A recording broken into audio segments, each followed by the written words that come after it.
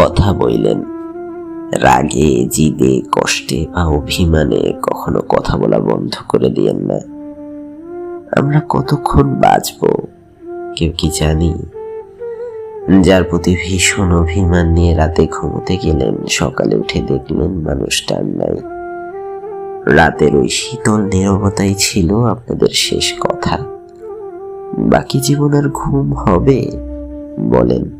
কত শত মানুষ আক্ষেপের নরকে পড়ে যাচ্ছে প্রতিদিন। কাছের মানুষটাকে শেষ কথাটা বলতে না পারার আক্ষেপ, কাছের মানুষটার শেষ কথাটা শুনতে না পারার আক্ষেপ। কথা পুষে রাখেন না, বলে দিয়েন। কথা পুষে রাখার জিনিস না, ওরা পুরো হাঁসের মতো। ওদের স্বচ্ছ জলে সাঁতরে বেড়ানোর কথা। অভিমানের ব্যারিকেডে আটকে গিয়ে বুকের ভেতর বন্দি থাকলে ওরা বাঁচে না।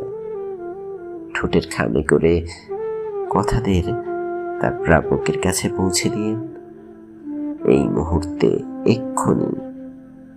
একটিবার দেরি হয়ে গেলে দেখবেন চিঠিটাই রয়ে গেছে, ঠিকানা টান নাই।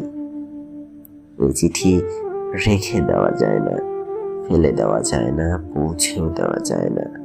পুরো একটা জীবন বুক পকেটে ঠিকানাবিহীন চিঠির ভার বয়ে বেড়ানো বড্ড যন্ত্রণার, বড্ড আফসোসের।